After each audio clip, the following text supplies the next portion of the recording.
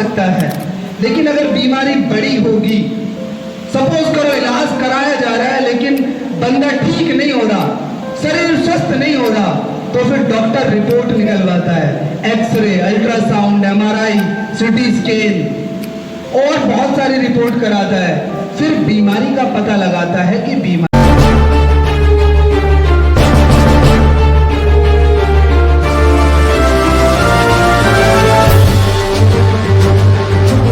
बड़े भाई का और सर्वप्रथम तथागत बुद्ध को नमन, बौद्धि से तो बाबा साहेब डॉक्टर अंबेडकर जी को नमन, और नमन उन तमाम महापुरुषों को, उन वीर वीरांगनाओं को जिन्होंने अपने ज्ञान से, अपनी वाणी से, अपनी विद्वत्ता से इस देश नहीं बल्कि संसार का अंधकार दूर करने का प्रयास किया है। आप तमाम लोग जो यहाँ पर मौजूद हैं, मास्टर राम सिंह जी जिनका स्कूल है, प्रांगण है जिसमें कार्यक्रम हो रहा है, और जो संस्था या जो टीम है, जैसा कि हमारे बड़े भाई ने बताया कि संस्था या संगठन मायने नहीं रखता, कार्य करने वालों के लिए जो टीम है उन सभी का हृदय से साधुवाद, जो आज इतना सुंदर कार्यक्रम किया है। और आज जो एक महत्वपूर्ण दिवस है, क्या दिवस है? कबीर साहब आपके सामने फोटो लगी है, जिन्होंने कहा कि जात ने पूछो साधु की, पूछ लीजियो ज्ञान, और मोल करो तलवारी का, पड़ी रहन दो म्यान।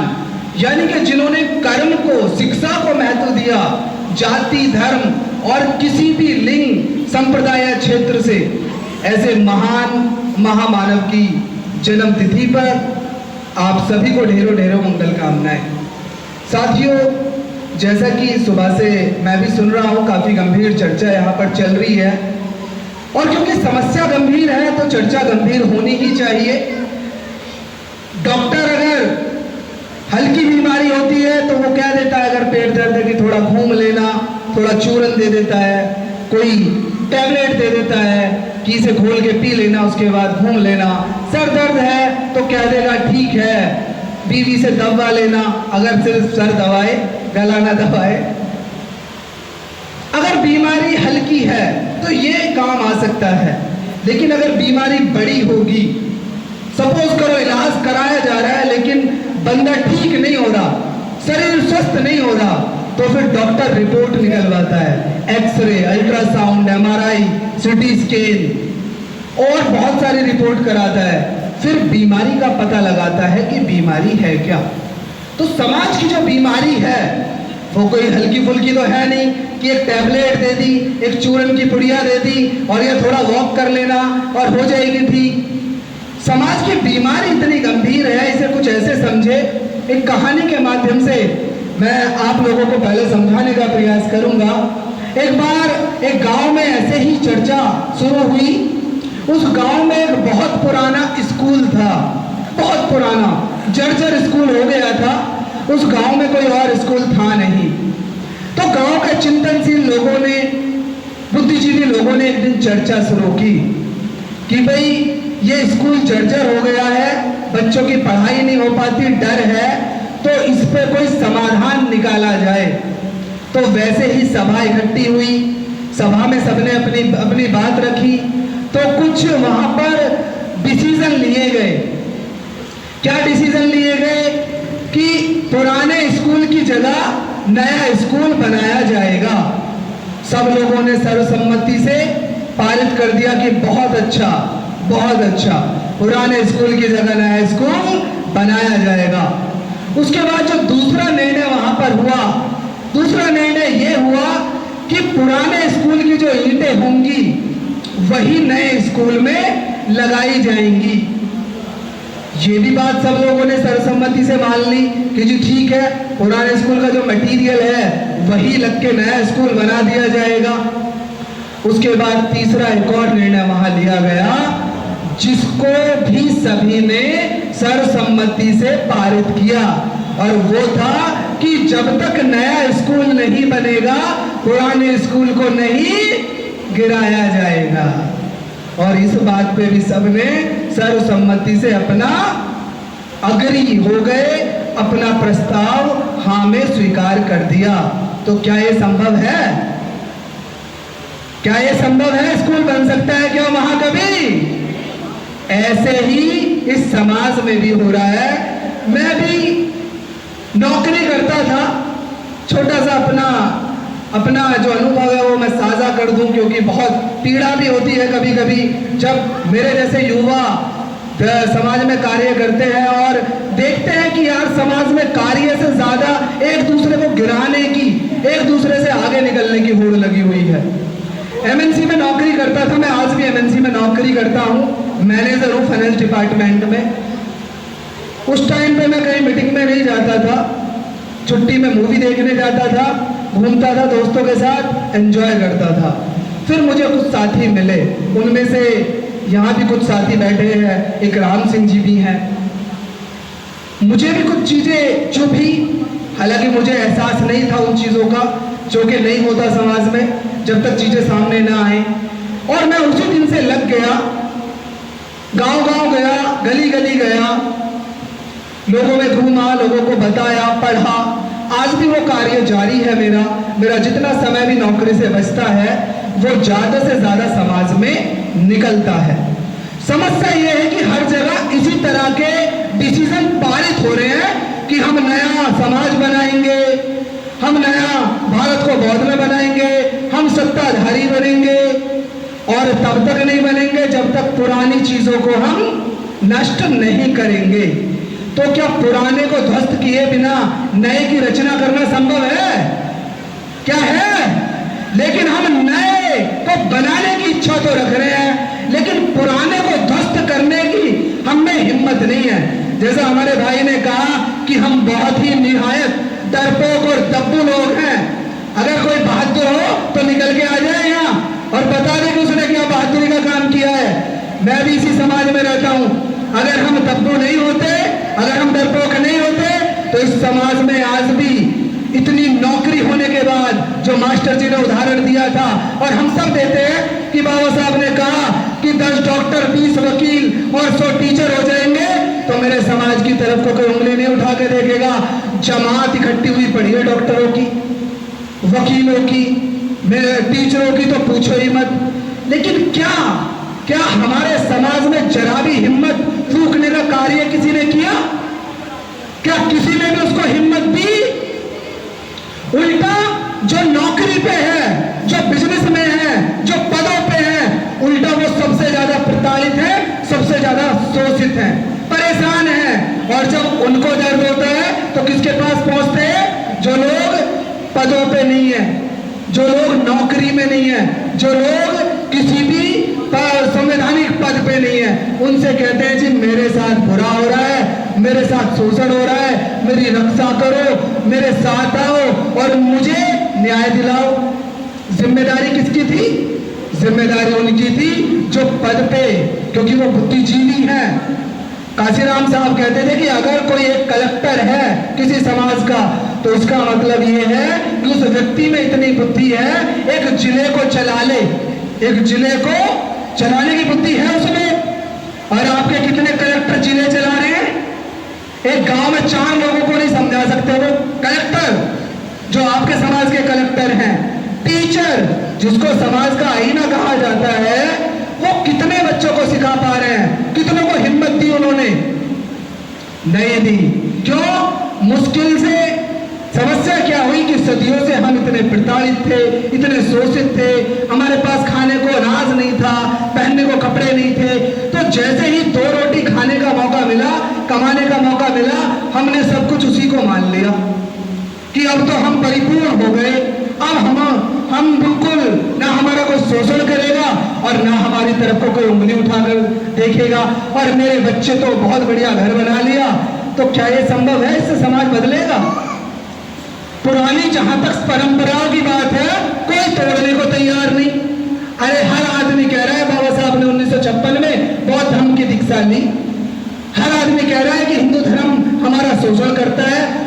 आप ये मान लो, कोई भी नेता, कोई भी संगठन वाला, जब घटनाएं ज्यादा घटती हैं तो आपके नेता या आपके संगठन वाले, आप सब भी क्या कहते हो कि ये हिंदुओं, हम पे अत्याचार करना बंद कर दो, नहीं तो हम क्या कर लेंगे, नहीं तो हम क्या करेंगे, क्या, नहीं तो हम बौद्ध धर्म स्वीकार कर लेंगे, धर्म परिवर्तन कर लेंगे।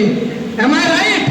मैं कोई गलत तो नहीं कह रहा, ऐसे ही आपके नेता कहते हैं। इसका मतलब यह है कि ये बात सभी जानते हैं कि जब तक धर्म परिवर्तन नहीं करेंगे, बुद्धिज्म को नहीं अंगीकार करेंगे, आपका भला संभव नहीं है ना?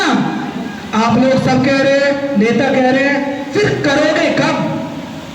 इनको धमकाने से, इनको धमकी देने से, इनको बताने से अरे सुधर रहे हैं, ये सुधरे नहीं तब जब बाबा साहब डॉक्टर अंबेडकर ने 21 साल तक इनको समझाने का प्रयास किया, इनके शास्त्रों में परिवर्तन की बात की। इन्होंने कहा कि एक शब्द भी नहीं बदलेंगे। और मैं आपको बता दूं, क्योंकि यह टॉपिक थे संविधान, शोषक शासक, तो दुनिया में दो तरह से लोग चलते हैं, दो तरह की व्यवस्था से। एक होती है धार्मिक व्यवस्था, जिसे हम कहते हैं धर्म, किसी भी देश में दुनिया में चले जाओ। और दूसरी कौन सी होती है? संवैधानिक व्यवस्था, जिसे चाहे लोकतांत्रिक हो चाहे राजतांत्रिक हो, लेकिन संवैधानिक व्यवस्था। अब जब आजादी से पहले की बात है, बाबा साहब डॉक्टर अंबेडकर ने जब तक संविधान नहीं दिया था, तो एक धर्म विशेष के लोग अपने शास्त्रों के बल पे हमें गुलाम बनाए हुए थे। उन्होंने ऐसे शास्त्र लिखे कि जिसके बलबूते पर हमें शोषण सहना पड़ा सदियों तक। और उन्होंने अंग्रेजों के पिट्ठू बन के, अंग्रेजों के गुलाम बन के, अंग्रेजों के चाटुकार बन के, अंग्रेजों के दलाल बन के हम लोगों का शोषण किया। उनके यहाँ हामा हुजूरी की और हमारा शोषण किया। उनके हाथ में पावर नहीं थी। लेकिन आज वही लोग जो शास्त्रों के बल पे हमें गुलाम बना के बैठे थे, आज संवैधानिक पदों पर भी कायम है मजबूती से। उनके प्रधानमंत्री, उनके गृह मंत्री, उनके मुख्यमंत्री, उनके आईएएस ऑफिसर, उनके कोर्ट में जज, आज वो छोड़ देंगे आपको, आपके लिए अधिकार दे देंगे वो। लेकिन नहीं, हम पता नहीं कौन से मुहूर्त का इंतजार कर रहे हैं। आखिर कौन आके आपके कान में मंत्र फूके? कोई आपको भी बागेश्वर बाबा जैसा चाहिए क्या कि वो आके बताएगा जब तक आपका पत्रा आप नहीं बदलोगे? समाज में इतनी नकारात्मकता है बुद्धिज्म के प्रति।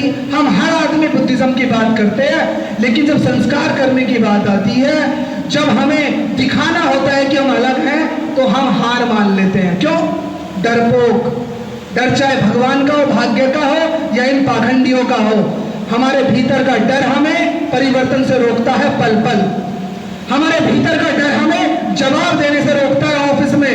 हमारे भीतर का डर हमें रेल में, जेल में, खेल में, हर जगह रोकता है। इसलिए हमारा शोषण हो रहा है। नहीं तो जिस समाज से हम बिलोंग करते हैं ना, अगर मैं उस जाति की भी बात करूं, हर गांव में, हर कोने में मिलेगी देश के।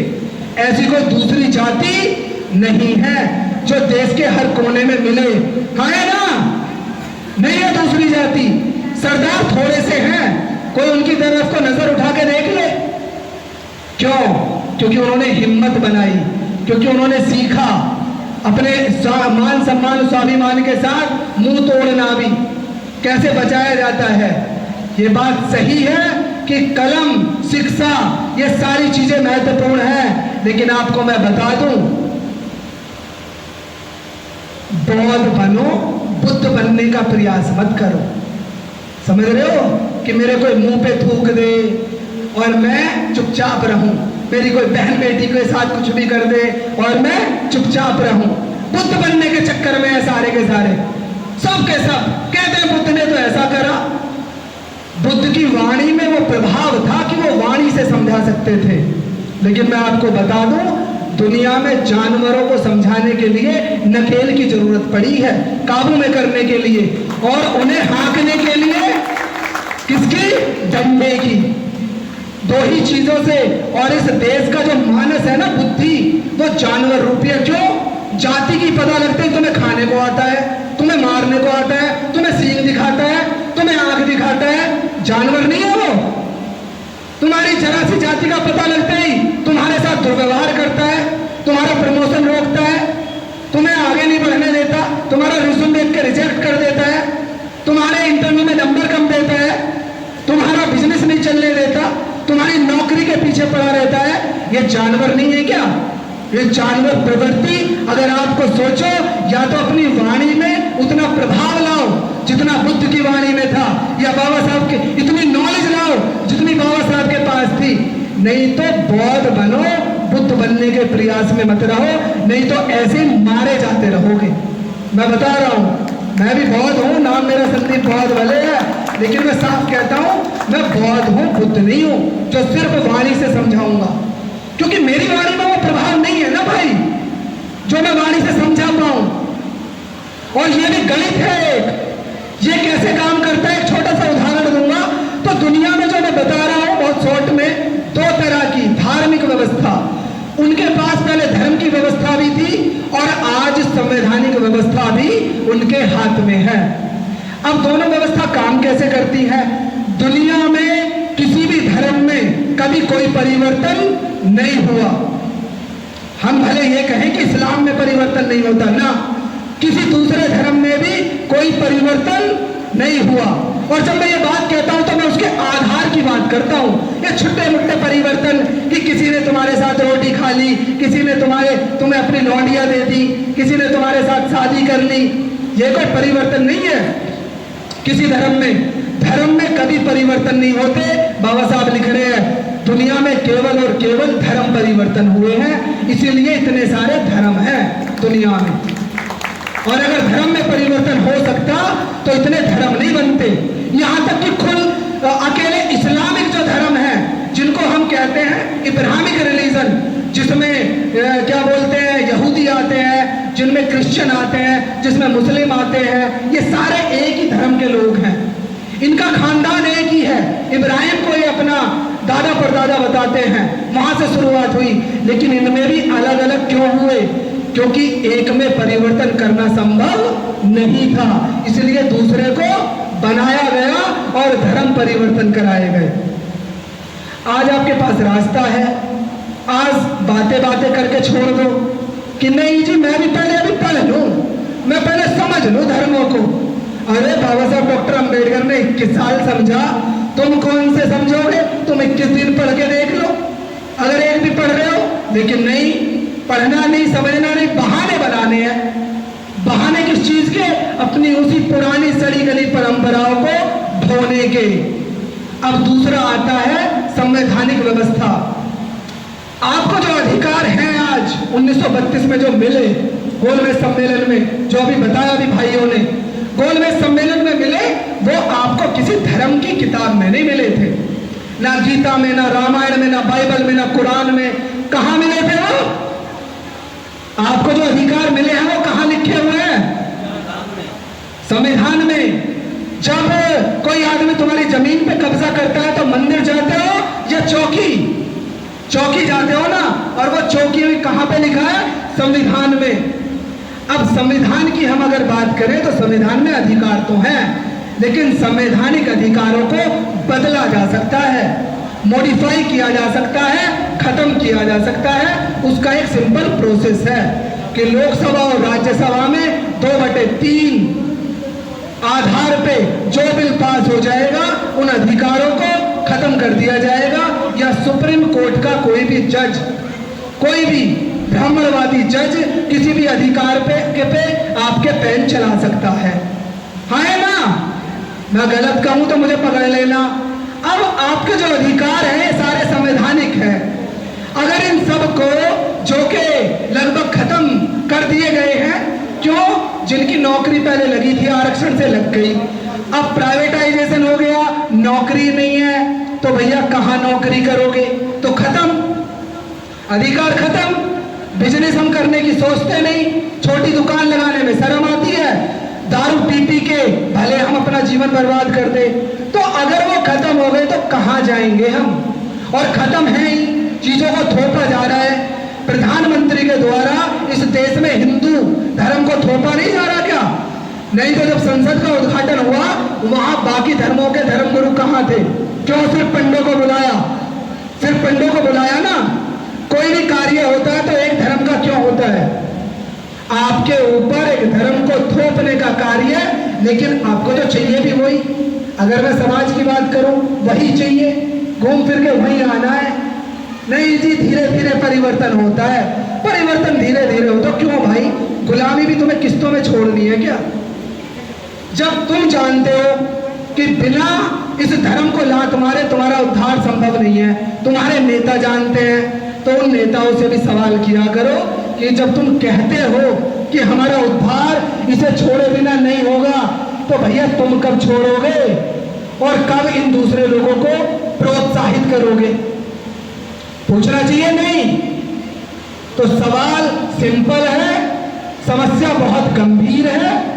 हम पुराना नया स्कूल तो चाहते हैं, नया समाज तो चाहते हैं, नई व्यवस्था तो चाहते हैं, लेकिन पुरानी व्यवस्था को जब तक लात नहीं मारेंगे, जब तक ध्वस्त नहीं करेंगे, हम अपने बच्चों को एक अच्छा संस्कार, एक समानता रूपी समाज नहीं दे सकते।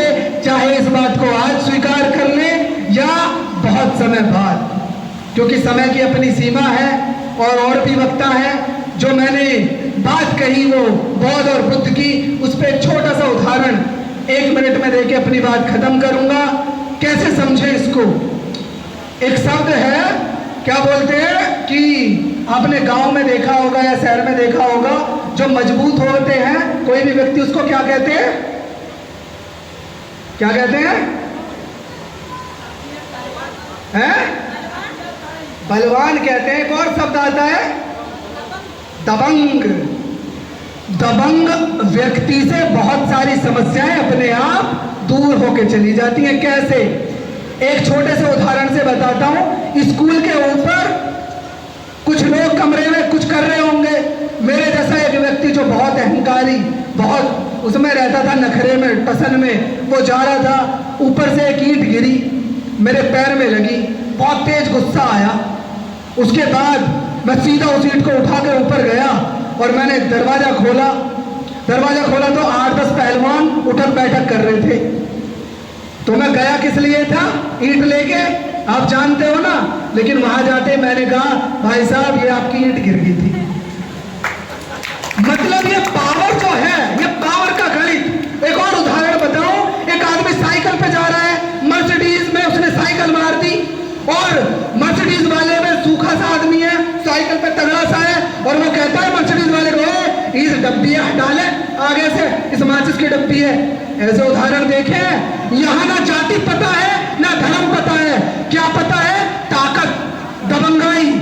वही आदमी अब गाड़ी में तगड़ा आदमी है, साइकिल पे जो पतला सा आदमी है, कमजोर सा, गाड़ी वाले ने उसकी साइकिल तोड़ दी, और अंदर से ही पता है, बाहर भी नहीं निकला, क्या करा? ओए इसे हटाने नहीं तो इस पर चढ़ा दूंगा, और वो ये कह के पैर वैर पीट के रह जाता है।